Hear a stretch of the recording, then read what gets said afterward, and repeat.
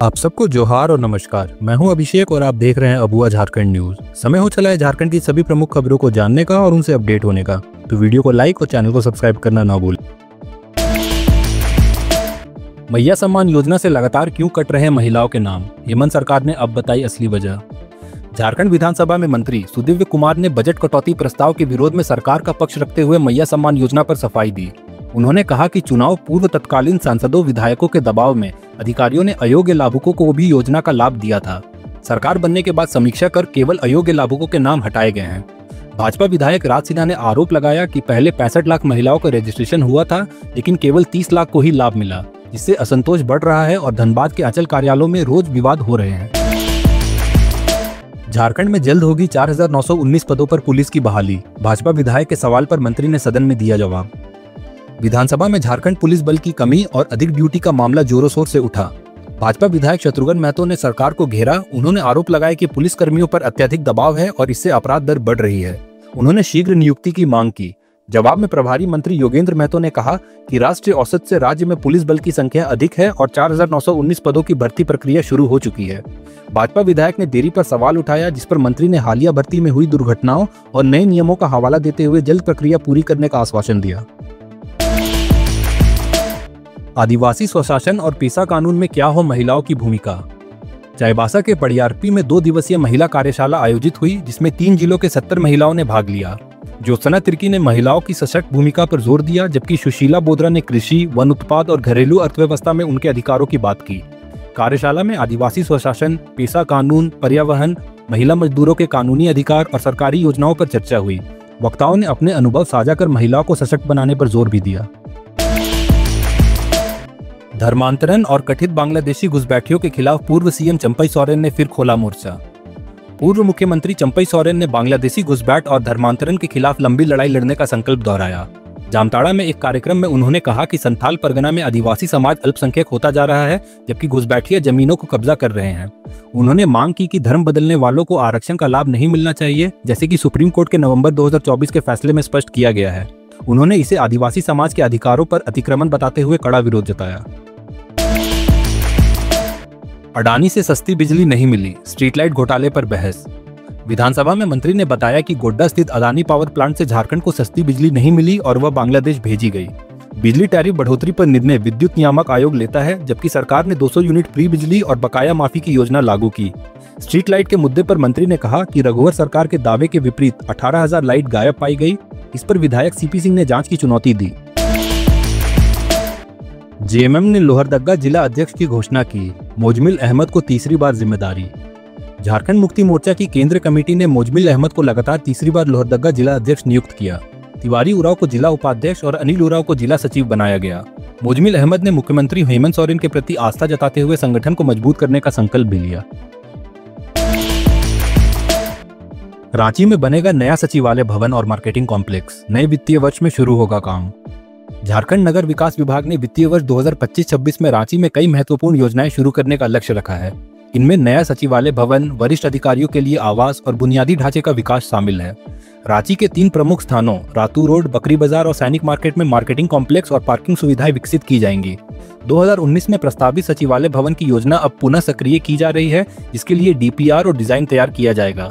ये योजनाएं रांची के शहरी विकास को नई दिशा देंगी।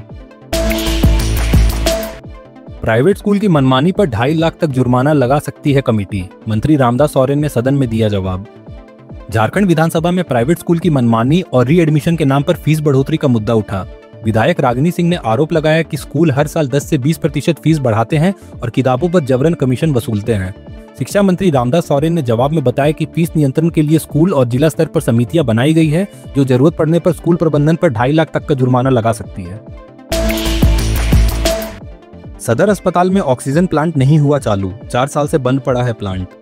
कोरोना की दूसरी लहर में ऑक्सीजन संकट से निपटने के लिए सदर अस्पताल में 70 लाख रुपए की लागत से ऑक्सीजन प्लांट स्थापित किया गया था, लेकिन 4 साल बाद भी यह चालू नहीं हो सका। अस्पताल में डॉक्टरों की 50% कमी है, जिससे ओपीडी भी नियमित रूप से संचालित नहीं हो रही। टाटा कंपनी ने सीएसआर फंड से प्लांट बनवाया था, पाइपलाइन भी बिछवाई थी, लेकिन अब तक मरीजों को इसका लाभ नहीं मिल पाया। सीएम आवास में दावते इफ्तार का आयोजन, बड़ी संख्या में रोजेदार हुए शामिल, सभी धर्म के लोगों की रही शिरकत। मुख्यमंत्री हेमंत सोरेन ने रमजान के मुबारक मौके पर मुख्यमंत्री आवास में दावत इफ्तार का आयोजन किया। उन्होंने रोजेदारों को शुभकामनाएं दी और राज्य की खुशहाली, अमन, चैन व विकास की दुआ की। इस अवसर पर मंत्री, विधायक, पूर्व मंत्री, अधिकारी और बड़ी संख्या में रोजेदार शामिल हुए। बाबूलाल मरांडी का आरोप, पिछड़ा वर्ग का हक छीनकर अल्पसंख्यक को आरक्षण दे रही कांग्रेस। नेता प्रतिपक्ष बाबूलाल मरांडी ने कांग्रेस पर पिछड़ा विरोधी होने का आरोप लगाया। उन्होंने कहा कि कांग्रेस ने पहले पिछड़ा वर्ग आयोग को संवैधानिक मान्यता नहीं दी थी और अब कर्नाटक में ओबीसी आरक्षण में कटौती कर मुस्लिम समुदाय को 4% आरक्षण दे दिया है। इसे अल्पसंख्यक तुष्टीकरण और ओबीसी, एससी, एसटी के अधिकारों पर हमला करार देते हुए उन्होंने राहुल गांधी से जवाब मांगा कि क्या यही कांग्रेस का सामाजिक न्याय है। नव साक्षरों ने दी आकलन परीक्षा, रांची जिले में 20,000 परीक्षार्थी शामिल हुए। रांची जिले में नव साक्षरों की बुनियादी साक्षरता एवं संख्यात्मक आकलन परीक्षा FLNAT सभी सरकारी विद्यालयों सह चेतना केंद्रों पर आयोजित की गई। उपायुक्त मंजूनाथ भजंती के निर्देशानुसार उल्लास नव भारत साक्षरता कार्यक्रम के तहत यह परीक्षा NIOS द्वारा ली गई। इसमें 15 वर्ष से अधिक उम्र के असाक्षर लोग भाग लेते हैं।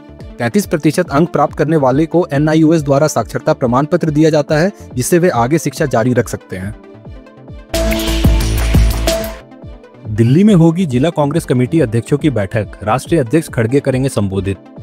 कांग्रेस ने जिला अध्यक्षों की आगामी बैठक को लेकर अधिसूचना जारी की है। यह बैठक दिल्ली में होगी, जिसमें वरिष्ठ नेतृत्व और जिला स्तरीय पदाधिकारी शामिल होंगे। बैठक का उद्देश्य चुनावी रणनीति बनाना, संगठन को मजबूत करना और नई योजनाओं पर चर्चा करना है। कांग्रेस अध्यक्ष मल्लिकार्जुन खड़गे सहित कई वरिष्ठ नेता बैठक को संबोधित करेंगे। सदन में उठा निकाय चुनाव का मुद्दा, सरयू राय के सवाल पर सुनिए मंत्री सुदीव्य सोनू ने क्या दिया उत्तर। सदन में निकाय चुनाव को लेकर चर्चा हुई, जहां विधायक सरयू राय ने सरकार से पूछा कि क्या वह उच्च न्यायालय के निर्देशानुसार 16 मई तक चुनाव कराएगी या समय सीमा बढ़ाने की मांग करेगी। जवाब में मंत्री दीपक बिरुआ ने बताया कि 21 जिलों में ट्रिपल टेस्ट सर्वेक्षण पूरा हो चुका है, जबकि 3 जिलों में काम बाकी है। मंत्री सुदीव्य सोनू ने कहा कि सरकार ओबीसी आरक्षण सुनिश्चित करना चाहती है और यदि आवश्यक हुआ तो उच्च न्यायालय से समय मांगकर ट्रिपल टेस्ट पूरा करने के बाद ही चुनाव कराएगी। झारखंड में बदलेगा मौसम का मिजाज, 29 मार्च तक रहेगा साफ मौसम। मौसम विभाग के अनुसार झारखंड में अगले 5 दिनों तक आसमान साफ रहेगा और बारिश की संभावना नहीं है। अधिकतम तापमान 9 से 10 डिग्री तक बढ़ सकता है, जबकि न्यूनतम तापमान में 4 से 5 डिग्री की वृद्धि हो सकती है।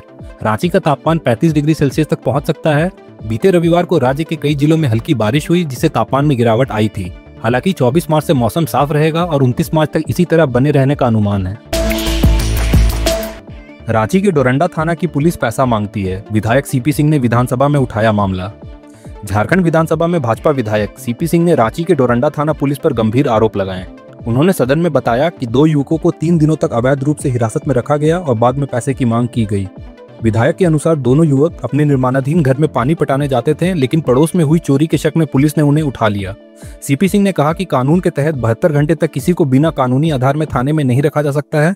उन्होंने सरकार से इस मामले को गंभीरता से लेने की मांग भी की। ये थी झारखंड की आज सुबह की 25 मुख्य खबरें। ऐसे ही झारखंड की सभी महत्वपूर्ण खबरों को जानते रहने के लिए हमारे चैनल को सब्सक्राइब कर बेल आइकन दबाएं। धन्यवाद।